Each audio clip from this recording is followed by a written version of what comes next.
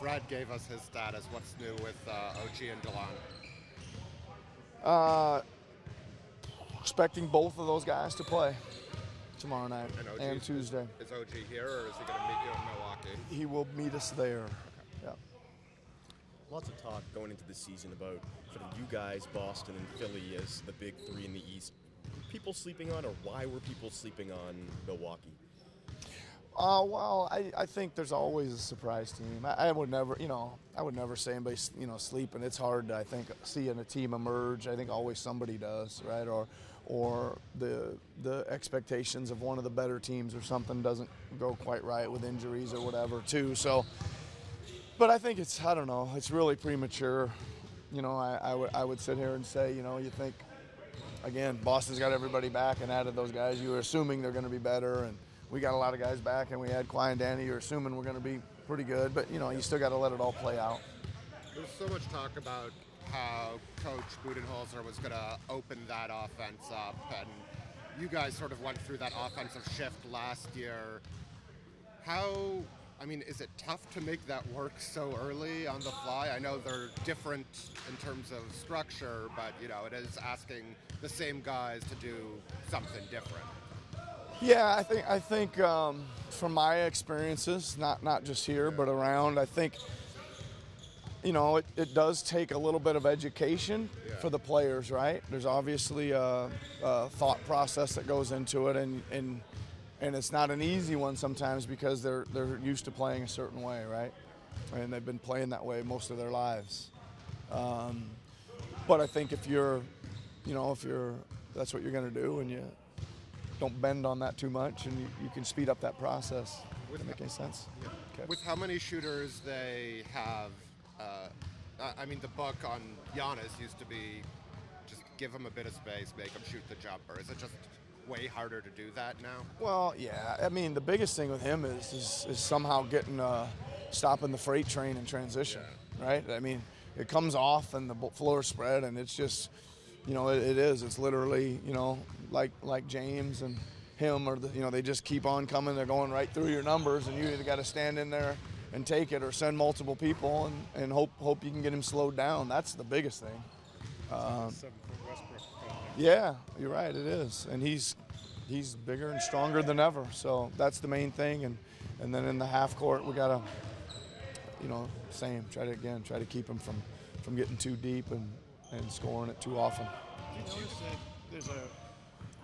you notice that there's a little bit more confidence with the team when they going against a team with a great player like that, but you have a guy that can guard that guy, that can slow him down? Do you feel like the team is a little more confident knowing you have that? Yeah, I think it always helps, right? It helps that you have somebody that can match up physically, right? That can take some of the hits. It's no fun to, you guys have seen this before. Let's go back a couple years. It was no fun that when Cleveland would come in here, let's say four or 5 years ago, and James would go in the low post and he'd throw it in against any number of guys that were giving away about 120 pounds to him.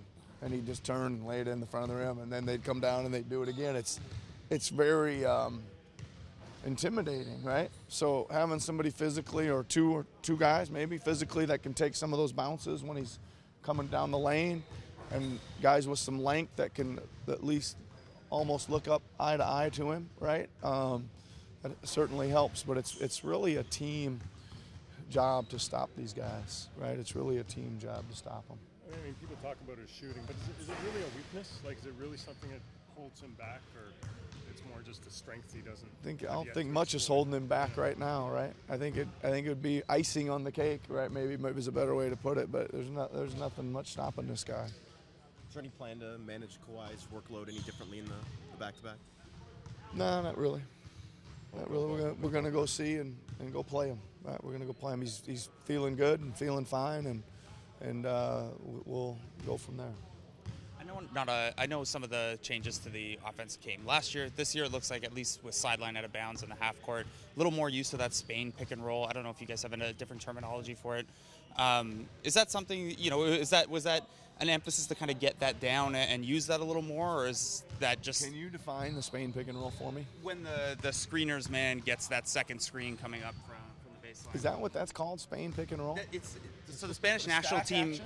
Yeah, the Spanish national team used to. Yeah, the Spanish national team used to run it to death That's actually in like 2008. that's actually a form of the Tex Winter triple No, I'm just kidding. Anyway, you guys have been using that a lot inside light out of bounds. Is that a point of emphasis, or is there something you're seeing with that you've liked that look for you guys? It's been pretty good to us, yeah. I'm not. Listen, you're smart enough to see all that stuff, right? You're good. You can know X's and O's. I mean, we don't need to be talking about what we're running in the media, Okay. specifically like that. Okay. I'm not mad at you either. I'm just saying, I don't think we need to break it that far down for people. Okay. I was mostly just curious because Sergio coming in. 100%. Sergio's brought some great ideas from international basketball from us. Okay. We like to call it the Italian pick and roll since he is Italian. And but he's, again, you're right. No, he's he's a 30-year head coach. We're certainly using some of his ideas and things in our offense, in our defense, and in our special situations.